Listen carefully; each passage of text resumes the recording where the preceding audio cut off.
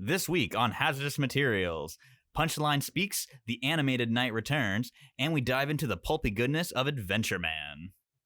Warning.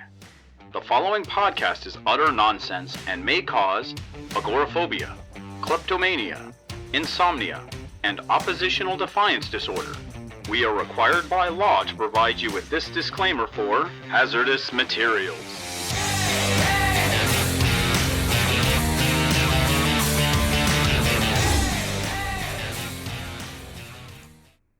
Are we recording?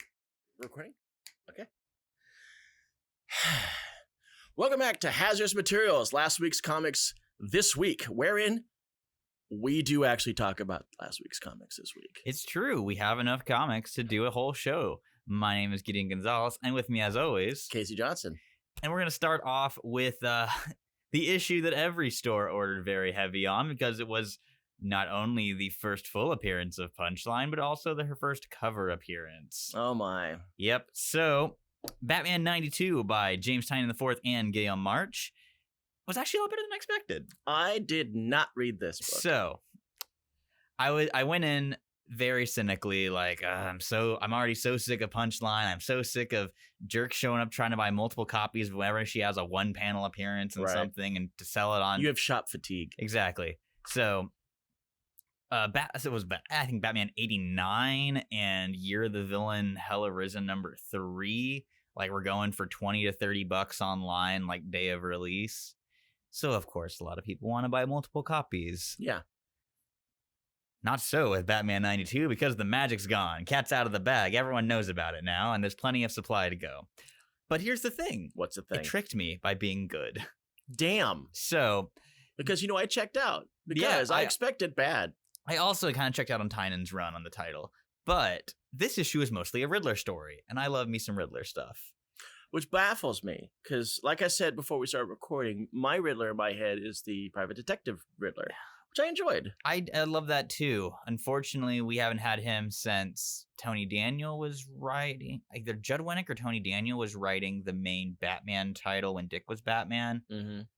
Really bad arc that I didn't like, where Riddler went crazy again. It sucked. And we got 0 Year Riddler. That was a very good Riddler arc. Okay. But this issue is really fun. Riddler's planning it. So the overarching arc of this Batman story has been that the classic iconic 4 Batman villains, Joker, Riddler, Penguin, and Catwoman, way back in the day had met this guy called the Designer, who came up with the perfect plans for all of them.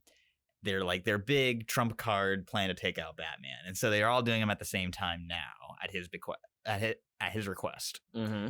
The Riddler's plan is to turn the city blocks of Gotham into a giant crossword puzzle. Do we have a picture for that? Yes. We do. And so Batman has to answer the Riddler's crossword clues to save those city blocks contained within that word. And if he fails, Riddler's going to blow him up. Batman, however, has no time for this, as he is also fighting Deathstroke at the same time and also trying to locate the Riddler. Why is he fighting Deathstroke? Deathstroke is one of the many assassins that have been hired by another part of I think it was part of Penguin's plan by the Designer. I'm not 100% clear on it. I think they're putting all of their cats in the bag at the same time. Like Cheshire's also running around, and I think I'm trying to remember, because they did a whole thing like, oh, all the best assassins are here. And I was like, well, okay, we got Deathstroke, and now we got Cheshire. Is Gail Simone writing this? If only. That would be awesome. But anyways, so Batman is just kind of effortlessly answering Riddler's questions, and Riddler's getting more and more frustrated. And then Batman pulls out the Bat Train. The Bat Train. He's got a secret Bat Train in the subways. A+. Loved that. Was it actually stylized as such? Deathstroke even makes us like, really? The Bat Train?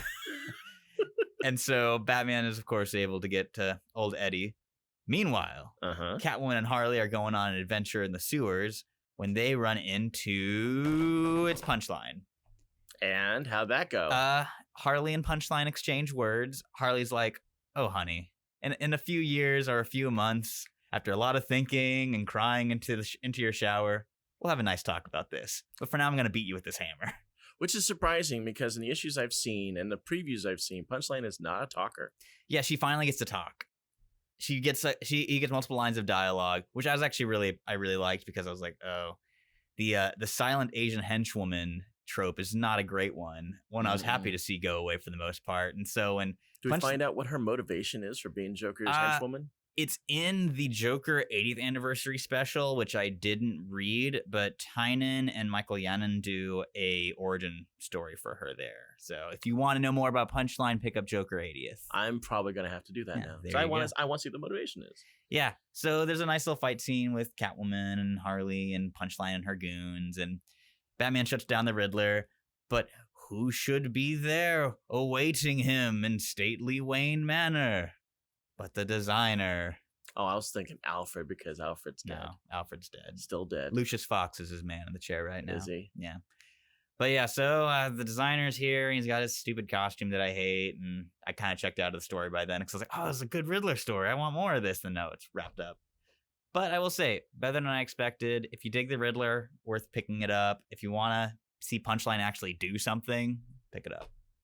I have to admit my curiosity because it doesn't look like she's romantically connected to Joker. Yeah, she does refer to herself. She corrects Catwoman when Catwoman calls her Joker's new girlfriend. She says, I'm his partner. And I was like, does that mean romantic partner or just like partner in crime? I don't think that she's name checking that on that. I think that she might have an agenda. Maybe. We'll Maybe. See. We'll see. I'm curious now. I'm curious. Maybe in a few months down the road when more issues have come out and the hype's died down, I'll have more of an interest in the character. But for right now, I'm a little sick of her and a little sick of people asking me about her. Okay. So next up, we have a book I know you were really excited about. Yes, Legion of Superheroes number 6. Now, there's one way that we're gonna make an entire show out of absolutely nothing is if you bring up mutants and if you bring up lanterns. So, Legion of Superheroes obviously knew this was the fact because they're introducing a brand new lantern, The Gold Lantern. the Gold Lantern. Now, I read this issue, and like you, I have a thought. This is a Legion of the Superheroes issue. Yeah, it certainly feels like more of what Bendis and Sook have been doing on the book before. It wraps up the whole Aquaman's Trident story, and now Earth has control of their tides again. So yeah, happy for so Earth. disasters averted. Of course, the political side of Legion, which most people may not know this, but there has always been a political side to Legion, even back in the 80s. And it rears its head. Obviously, somebody's outraged this whole situation. He leaves. I don't know who this guy is. Yeah, I haven't been following Legion, so I I'm thought not it was a sure. Daxamite, but he's way buff. So I don't think he's a Daxamite. And now that's my fault for not looking deeply into it because I skipped Legions 4 and 5. Mhm. And as soon as they baited me with this freaking Gold Lantern, I jumped right in. But tell us about the Gold Lantern, Casey, because I saw when that one panel popped up, I was like, ooh, Casey's gonna love this. Yeah, that's great. So Gold Lantern shows up, and it's the same page I saw in the previews, except it's got words on it. And off the side, you see Ultra Boy. Hey, that's Gold Lantern. He's got a great story. Wait till I tell you about it. And he doesn't. I'm the wiser about this character the same way I was 2 months ago when they did the promo. I think we get one detail, because, correct me if I'm wrong, he mentioned transmuting blasts, right? Yeah, transmutation or teleport or something like that. So he's got some kind of cool, like, Philosopher's Stone thing going Or something on, crazy. which That's kind of neat. We have no idea if there's more of him. We have no idea what his ring is based off of. He's just brought in and thrown into the mix, and then they stir really, really, really hard until you can't see him anymore.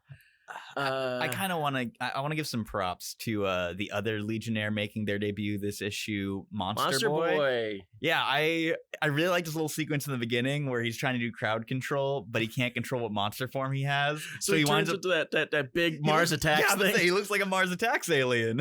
And he's like, I can't control what monster I turn into. Get over it. Move. I liked Monster Boy quite a bit. And I knew you would like Monster Boy because you like Matter Eater Lad. You like the freaks. Yeah, I love my Legion substitute heroes. Infectious Lass, Color Kid, Frost Boy, yeah, Night Girl. Oh yes, I do know Chlorophyll. Who's the Stone Boy? I was gonna say, who's the one that just turns into a statue? Stone Boy. I love that kid. I was a big fan of the substitute heroes back in the day too. I like Night Girl. I was like, well, she seems really cool. She's got super strength. What's her problem? She loses her powers during daytime. Okay. Always thought it was wild that Bouncing Boy made it into the main team, but they can't get. Oh, is it is it Polar Kid? Is that his name? Yeah. Yeah. Or Celsius Kid or something? No, Polar Kid. You're getting mixed up with the over creative name of Chlorophyll Kid. There which we is go. Their plant boy. Yeah. The Substitute Heroes rock, frankly. But Legion Superheroes 6, solid. Another one of those issues that is selling for like $20 to $30 online, so I had a lot of annoying phone calls about it. Yeah, because first appearance. We had cut our Legion numbers considerably because people were dropping the book, and then all of a sudden, I gotta have Legion number 6 because lanterns sell. Lanterns sell like mutants, and the Legion writers knew this when they did this. And if for people to under order 6, I just don't understand that. Yeah. Well, we didn't know Gold Lantern would be making his debut this issue. Although, in what seems like now prime Disney fashion, let's introduce the character. Don't give you any other about it, and then we'll tell you how cool he is. Yeah, yeah, that's about it. They did that with Joker's new little side marm. Hey, we're gonna showcase her and then not do anything with her. Oh, hey, she got 2 shots.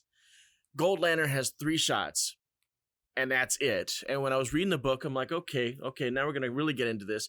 And the book was done, and I got angry. I actually got angry at my book. I'm like,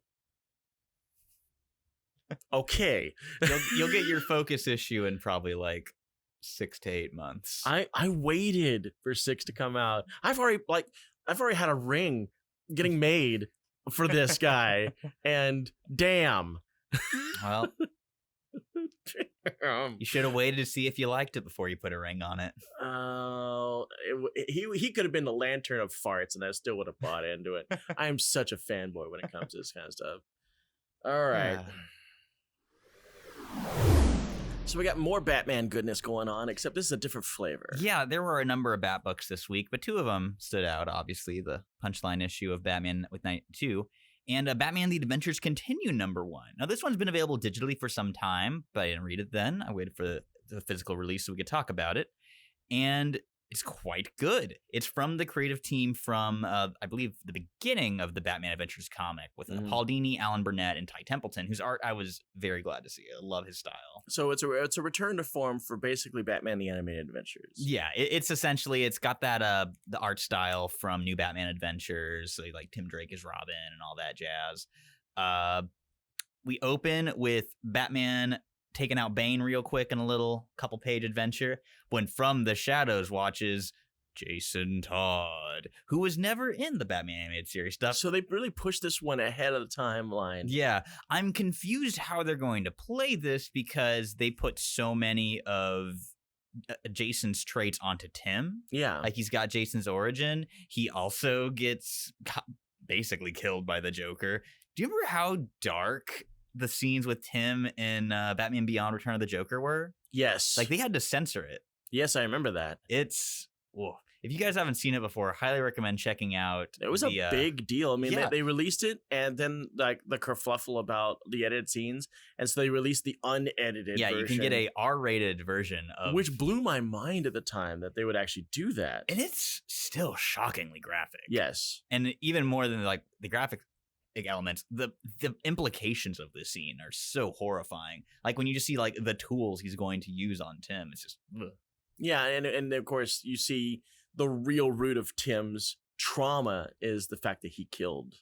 Yeah. Oh, spoiler. Yeah. 20-year-old spoiler. There are bigger spoilers in that movie, though, with what happens to Tim there. And of course, Tim can't deal with the fact that he killed somebody. Yeah. It's a big deal. And killing somebody's a big deal. But that's getting ahead of ourselves in the timeline for it. Here, we got a pretty standard Batman adventure, even though Jason's waiting in the wings, with a mysterious robot stealing some alien technology that was chilling out in some of the Gotham labs.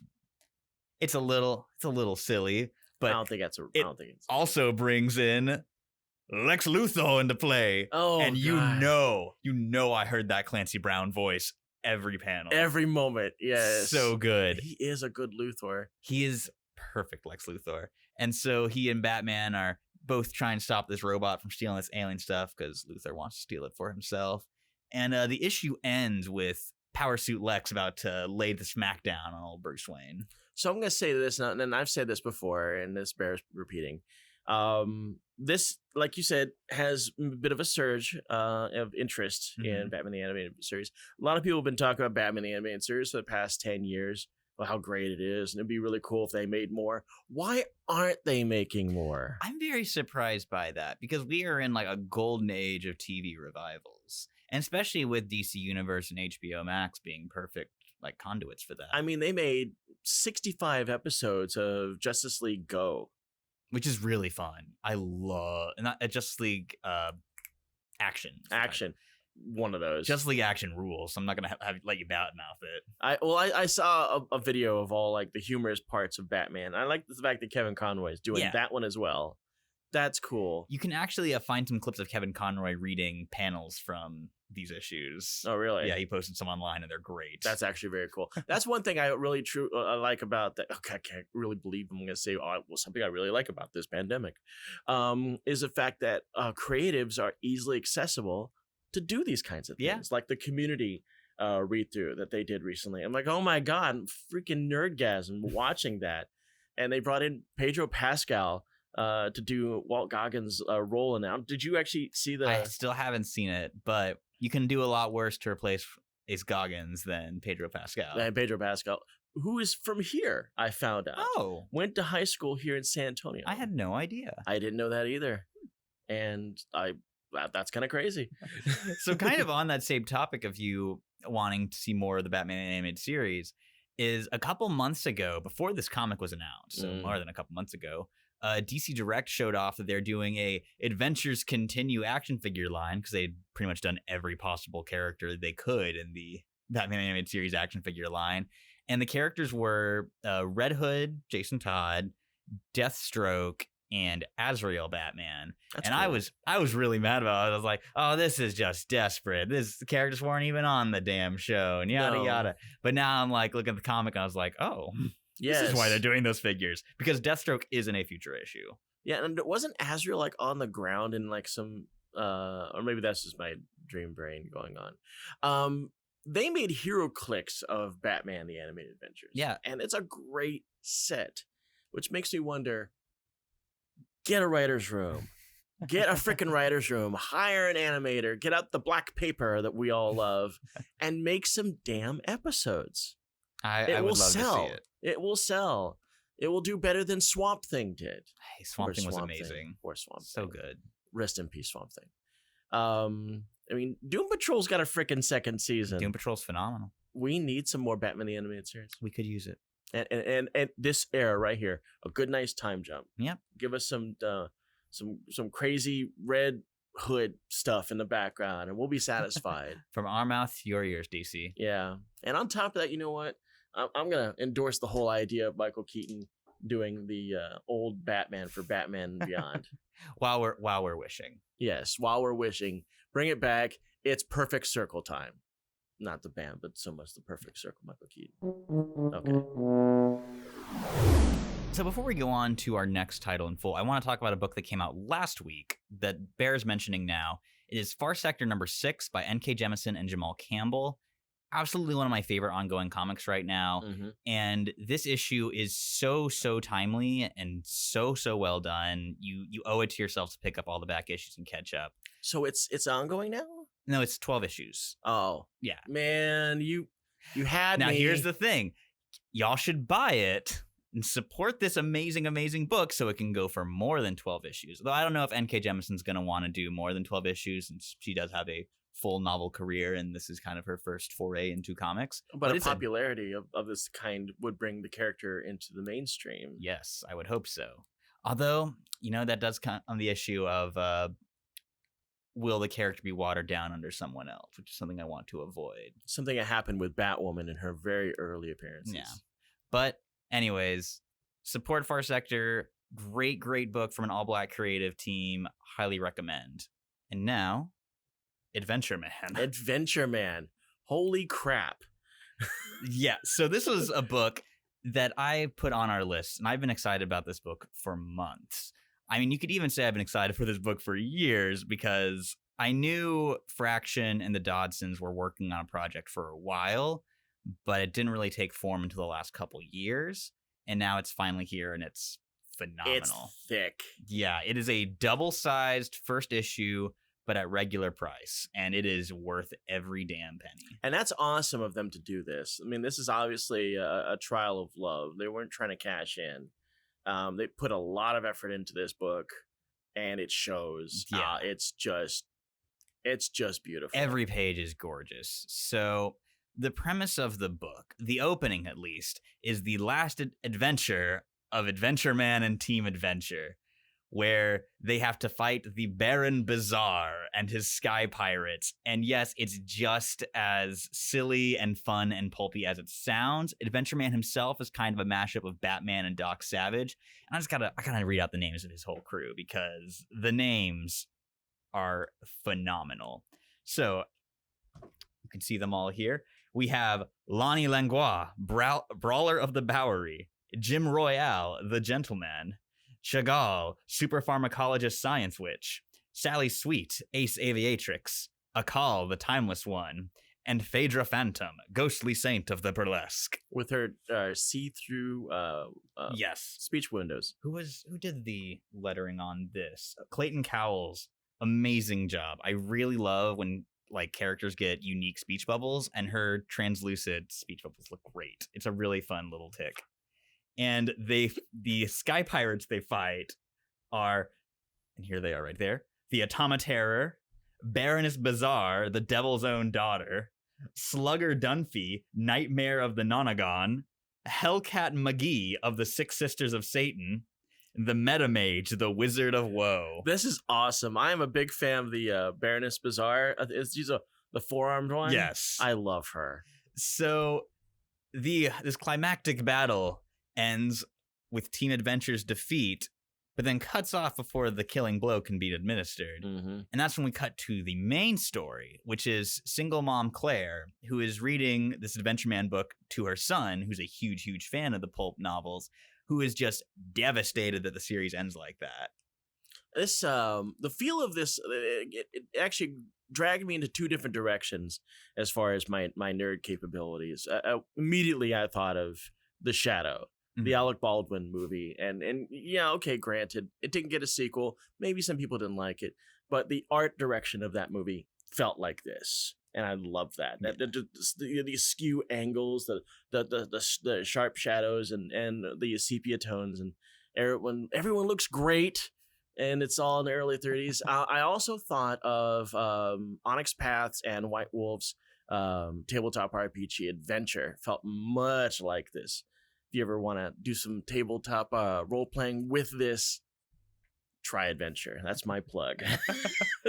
So Claire is one of 7 adopted daughters, all come from different ethnic backgrounds. The entire rest of her family are all massive overachievers. So you've got like human rights lawyers, you've got doctors, you've got world-class chefs. Claire works at the bookstore that her late mother worked at or owned. And that's hence why she can get all these pulp novels for her son, who devours them.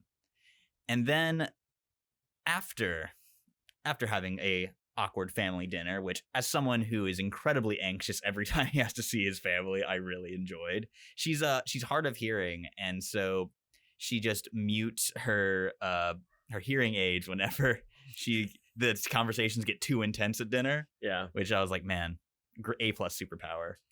You can really see Fraction is bringing his experience from having Hawkeye doing those deaf issues into Claire's characterization. Oh, that was such a good issue. All-time great one. Really was. And so she gets a mysterious visitor at her bookstore who I didn't clock who it was supposed to be at first, but then the speech bubbles. Phaedra Phantom, who drops off a secret Adventureman book, which she delivers to her son. And who sees a map in there. It's more of like a source book than a story. Yeah. And he's like, hey, if you look at this map of like where Adventureman HQ is and where the bookstore is, it makes the Adventureman logo. Meanwhile, Claire is being stalked by a mysterious all-insect henchman. Which looks great. Yeah. Really cool, gnarly stuff there. Yeah. And that's kind of where our story leads off. Oh, I just could not get enough of this book. I just found out about this book today. Yes, because I messaged you to read it on Wednesday, but what happened? I ignored it.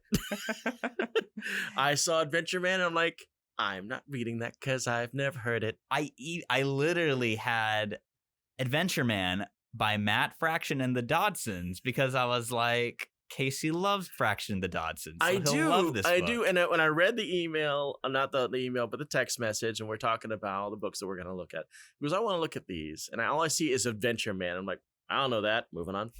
Okay, Batman. New Mutants. That's my jam. That's where my head went with this. And of course, I'm still dizzy from how let down I was about Legion of the Superheroes number 6. Mm-hmm.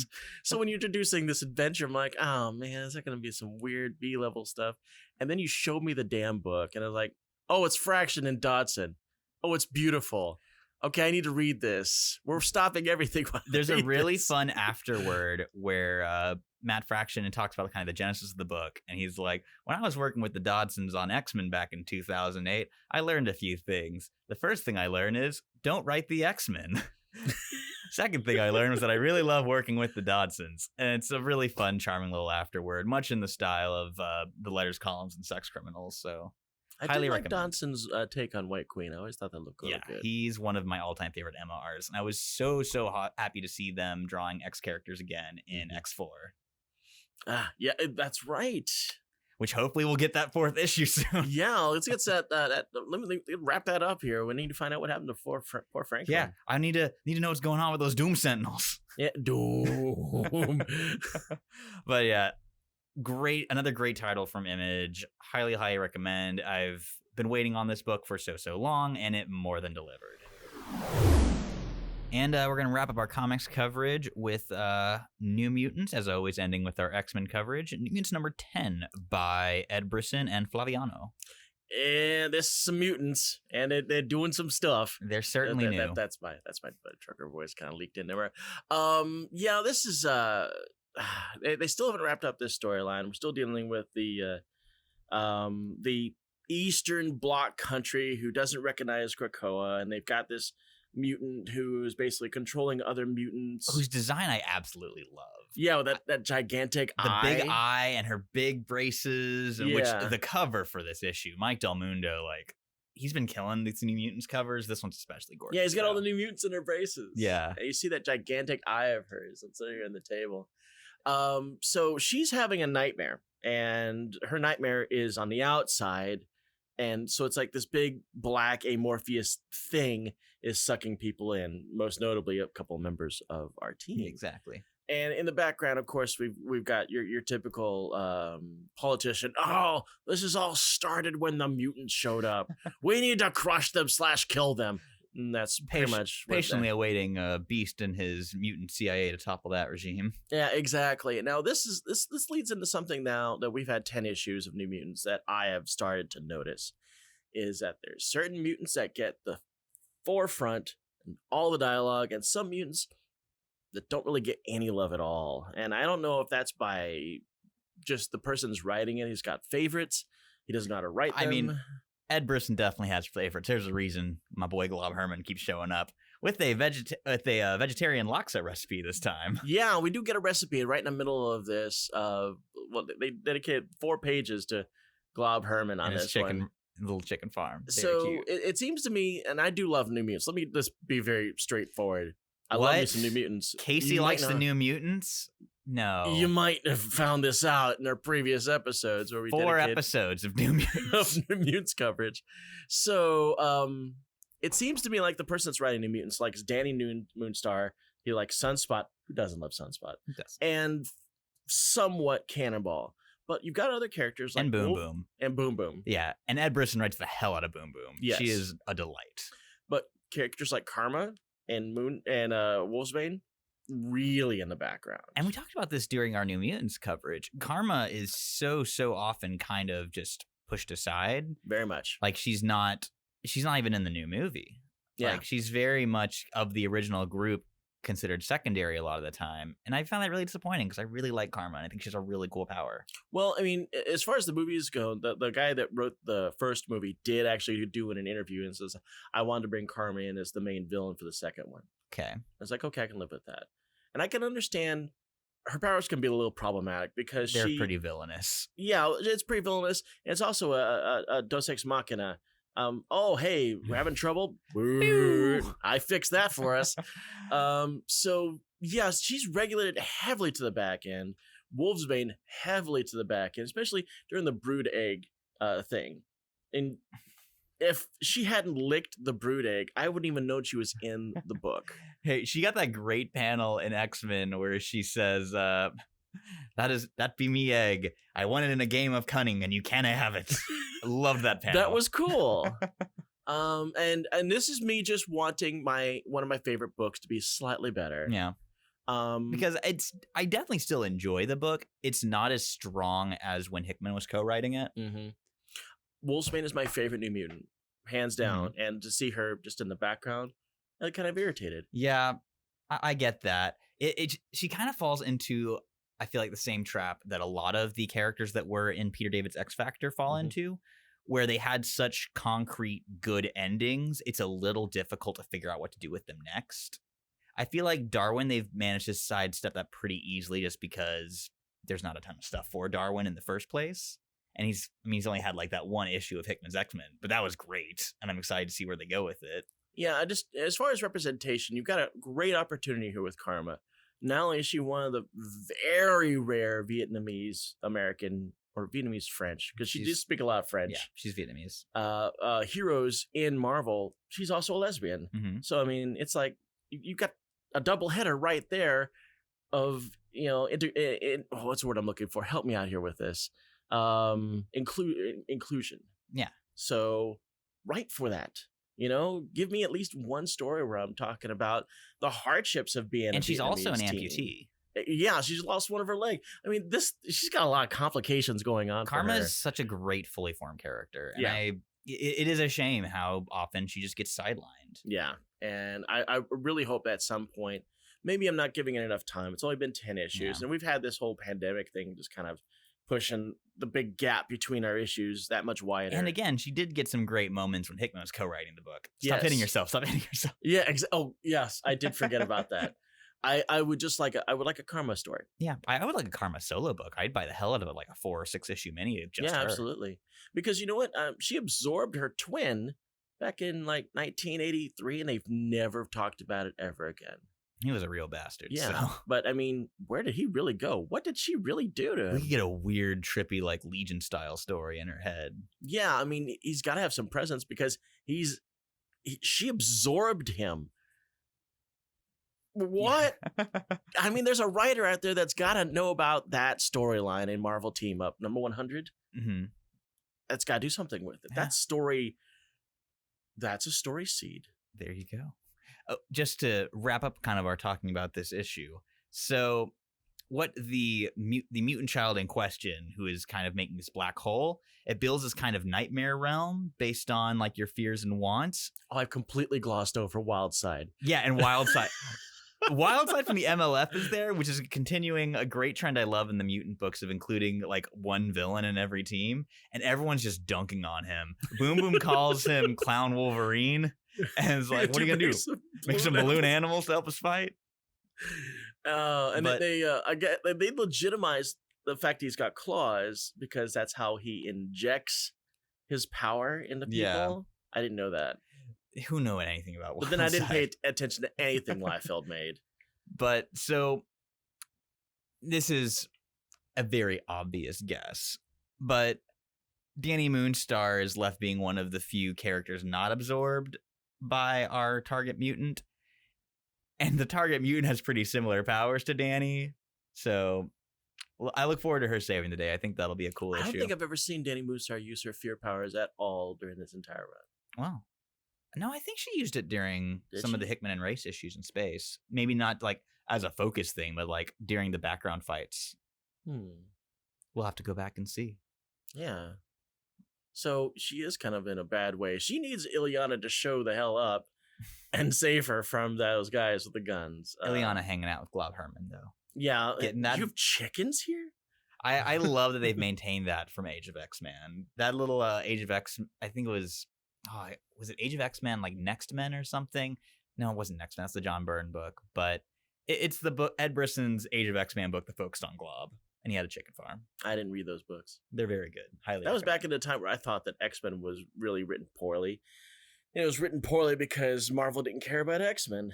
But you see, Age of X-Man snuck in because no one cared about X-Men. And it was really good. Back then, it wouldn't really matter. They could just get away with whatever they wanted because X-Men was not the gemstone in Marvel's cornucopia or their crown jewels. Not until Ike Perlmutter got taken out and Hickman got put in, and X-Men's now relevant and beautiful. Okay. Yeah, I think that'll wrap it up for our comics coverage, and we'll move along to our news. So ComicCon is a thing. Yeah, very surprising on that. Yeah, ComicCon recently announced that they're doing ComicCon at home, a virtual con where they're going to try to do, I guess, everything that they had planned to do for free. Wow, that's very nice. I don't have to look for bad, low-quality cam rips of the trailers. Yeah, we could all sit in Hall H. Everyone in Hall H. That means officially Hazardous Materials is going to cover ComicCon 2020. We did it, guys. Woohoo! This is the part where we throw down all the confetti and stuff like that. Can we put that in post? Okay. We're getting a no. No, okay. So yeah, we're gonna be able to see all the panels, I guess, they can put together. There are all the fun trailers. I guess this is right around the time when they're starting to feel comfortable about people getting back together. And this is also actually the same week that we're getting a crap load of new comics.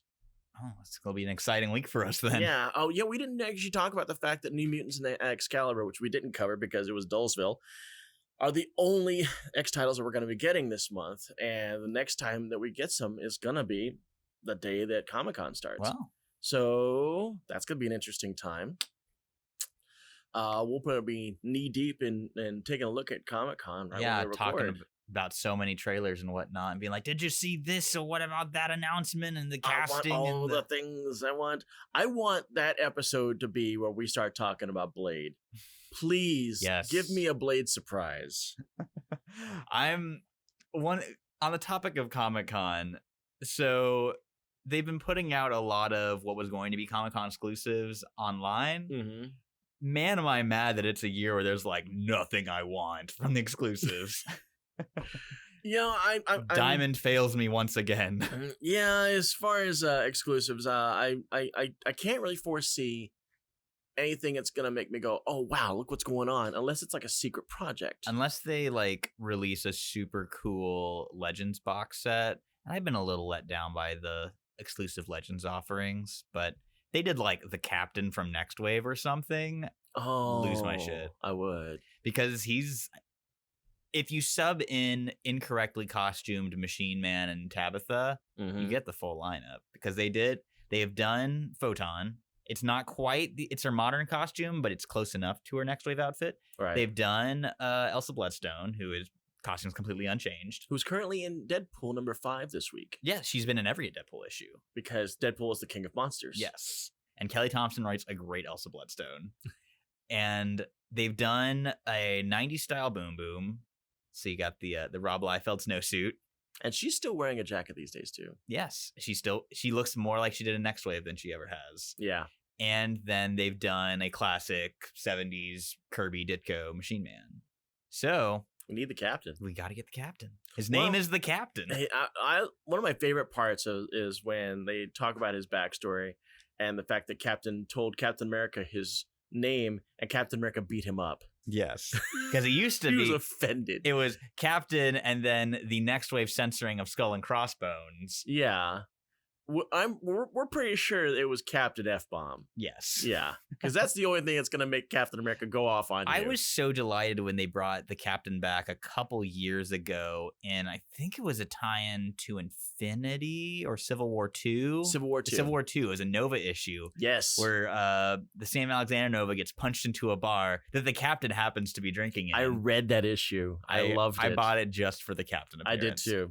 And there's also an issue a little bit before that of Captain America and the Mighty Avengers, where they reveal that Next Wave was in fact canon, that the Beyond Corporation just made everyone forget about it. Yes. And that's when Monica went back to having her Next Wave era look. I like the fact that they've dragged that kicking and screaming to new continuity. Yes. Because, I mean, that must have been... You had to get a shoehorn to get that thing into continuity properly. The greatest trick Devil Dinosaur ever pulled was convincing the world that Devil Dinosaur didn't exist. That's right. Devil Dinosaur was, like, excessively well-spoken. Yeah, he had, like, a smoking jacket, and he had a little revolver.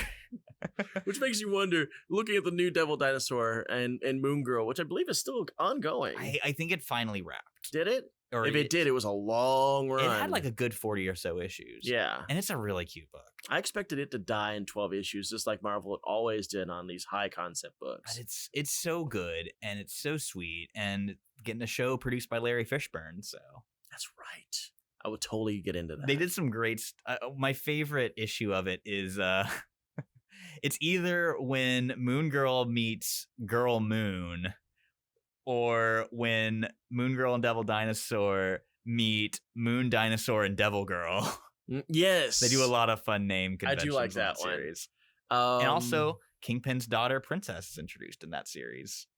I don't know anything about that. That shows you how much I've been a little bit behind on that one. Very similar to the similarly named character Princess from Powerpuff Girls, where like she's a rich evil girl. You know what Comic-Con would be a good platform is start announcing some of the castings for the TV show, and fingers still crossed for Alison Brie for She-Hulk. Alison Brie is She-Hulk. Keanu is Moon Knight. Oh, Keanu, be my Moon Knight. Which, speaking of, did you see the Bill and Ted 3 trailer? Yes. It's dropped on 6/9. Yes. I am super excited about Bill and Ted. I've loved Bill and Ted, and I guess I don't know if I'm one of the few people that truly not understood, but loved Bill and Ted's Bogus Journey. It's so good. It really is. It is the rare sequel that is on par with the original in my book. And it's a ballsy turn. Let's send them to hell. Best 2 out of 3. Damn right. And I like the fact that we get to see the Reaper again. The Reaper was in the trailer. It was like, well, my boy William Sandler is the Reaper. Hopefully he won't get Melvin this time. They Melvined me. I'm beyond hype. I've been so excited for Bill and Ted Face the Music since it was even a possibility. And Same now here. that like the trailer is here and it's for reals happening. I was on Facebook anytime something Bill and Ted Face the Music came up, whether it was like a possibility of it coming out, boom, I was posting about it. Bill and Ted speaks to me deeply. It is most excellent. I think Keanu Reeves actually did a commencement speech for San Dimas High recently. That's so good. Yes, I want to see if that's actually online somewhere. Did he arrive via phone booth? That would have been awesome. It would have been too good to be I true. don't know if Alex Winter was with him, but damn, that would have been a great photo op if he was. So it's not like my boy Alex Winter is doing anything else except promoting his one good movie since Freaks. Hey, been doing a lot of documentary work. Yes, he has. Very He's been very acclaimed behind the documentary work. camera. He's been very behind the camera, not so much in front of the camera. Yeah, because I haven't actually seen him since Freaks. Yeah, geez, what? Because I'm trying to think what, like, I know him from Lost Boys, know him from Marco, Bill and Ted. You bastards! But moving along to our next big piece of news. This was one that I was very excited about and then rapidly very angry about. But I tried to assuade your anger. So the PS5 reveal trailer came out, but more importantly, to my discerning non-gamer opinions, there was a Spider-Man trailer attached. And you know I refer to my PlayStation 4 as the Spider-Man machine that also plays Blu-rays. I'm glad we're on the same wavelength on that one, because that's what got PS4 into my house. Yeah. Is Spider-Man. Exactly. And I love that damn Spider-Man game. I love it. And so I saw the trailer and I was like, oh shit, they're doing a Miles game and this is going to be the killer app for the PS5. And oh, I'm so excited. And then the other shoe dropped after the trailer, because the trailer just shows just a Spider-Man, Miles Morales, and the crowd goes wild and they say nothing else about it. And then the next day they're like, oh, by the way, it's not a full game. It's a expansion for a port, for a Spider-Man port to the PS5. And I was like, God damn it. You burn in hell, Insomniac. I'm so angry. I won't buy your stupid console day one now. Like, clearer heads prevailed in the Johnson residence during this time. Let me speak on this. As I smack my microphone. I saw the announcement. I was like, oh, okay, Insomniac's doing the sequel. We're probably not going to see that thing for another 2.5 years, because that's what happened with Spider-Man. They announced Spider-Man, and years passed with nothing. And I thought that's what we were going to get with this. But then it's like, oh, hey, winter 2020. I'm like, how in the hell is that possible? Because it's not for Insomniac, not for this IP. But then I'm looking at that, and I'm like, I'm not seeing anything on there that the PS4 can't handle. This really looks like where they went with the expansion that they were intending to do with Miles. Yeah, because I've been very mad that I haven't gotten more DLC since. I knew that this had to be an expansion, but I was confused by it. And when the news came in like the next day, it's like, oh, hey, by the way, that was supposed to be an expansion, but it'll be a standalone, much like Red Dead Redemption's zombie stuff? Zombie Undead Nightmare. See, I wouldn't be as mad if they just weren't so damn misleading in that reveal trailer. Because I know 100% sold it as a full-fledged sequel. And like, I was ready for a Miles game. He's having his cultural moment right now. It would have ruled. And I'm sure it's going to be fun. Like, I'm sure it's going to be good stuff. Evan Narcisse is working on the script, and I love his work, so I'll be sure to check it out then.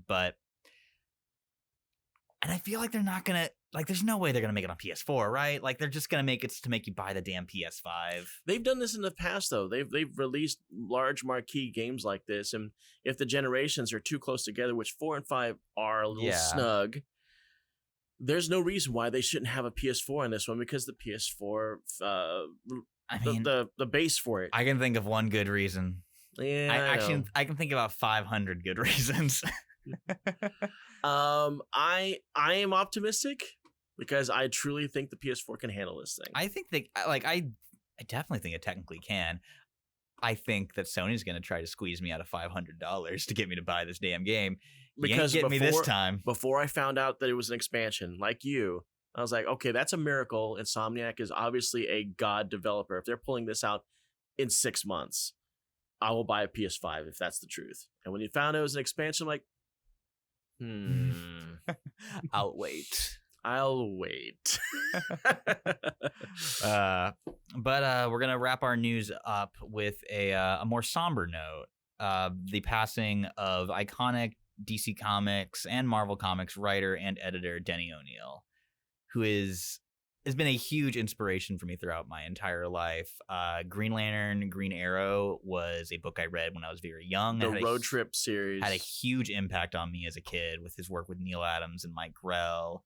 His Batman work is incredibly influential, between him making Batman cool and dark again in the 70s to his work as an editor for the entire Bat line in the post-crisis era. I got a bit of a tidbit for you. You know that famous cover they did for the Green Lantern, Green Arrow, where Green Arrow is firing his arrow through lantern basically destroying it? The first issue of Green Lantern, Green Arrow. Did you ever watch Fringe? I haven't, but I know what you're talking about. Yes, because Fringe had an alternate reality where, the Twin Towers survived, and in the background, it was Red Lantern. Mm-hmm. It wasn't Green Lantern. And they have that cover. Yeah. And they also have done up like a Red Lantern. They have like a Superman Dark Knight Returns style cover and a couple others that I'm not remembering. Now I'm going to dig up that image. We're going to find that image. And if I have it, it's here, of the Red Lantern and Red Arrow, Denny O'Neil crossover. But his question book with Dennis Cohen is absolutely incredible. Impossible to track down now, but it's 36 issues of one of the best books DC Comics ever produced. There's a great issue where Vic Sage gets a copy of Watchmen and tries to emulate Rorschach. And there's a line where he says, what would Rorschach do? He'd kick some ass, and then gets his ass absolutely handed to him. Poor question. It's a very fun series, and like Dennis Cohen does some work of his career on there with Bill Sienkiewicz on inks. And his Marvel work can't be understated either, because he's the guy that put Frank Miller on Daredevil. And he did my favorite era of Iron Man, where Rhodey was Iron Man, and gave us the greatest moment of all time, where Rhodey answers the phone and passes it off to Iron Man. He goes, "Yeah, I know Iron Man. Let me call him up." Puts his helmet on. Yo. I remember that scene, actually. It's so good. Now I know this was meant to be the last bit of news, but just as we're beginning rolling, we find out the unfortunate news that King Kong versus Godzilla is being pushed back 6 months. Yeah, and we find out also that me and Gideon have opposing viewpoints on who should win this particular fight. You wanna tell me a little bit about your idea? So I'm Team Kong. I believe in the underdog. As I stated in the original Kong versus Godzilla, Godzilla got a pea brain, but Kong is a thinking animal. I am Team Zilla, because Godzilla is the apex predator of the world. He may be, but he's not the apex predator. I see what you did there. And with that, wait, tell us a little. In English, I was trying to tell you, like and subscribe, hit that bell if you want to see us, you want to find out when we're getting released, although we come out every Tuesday. Check out our Patreon and our other social media networks you see down there in the link. And with that, we will see you next week with Hazardous Materials, as hopefully we talk more about some comics. Or we might have a trade review. Or we might have a trade review. We'll see what the books look like. Yeah, because, God, we're not going to get some proper stuff until mid-July, and yay, ComicCon coverage. See you then.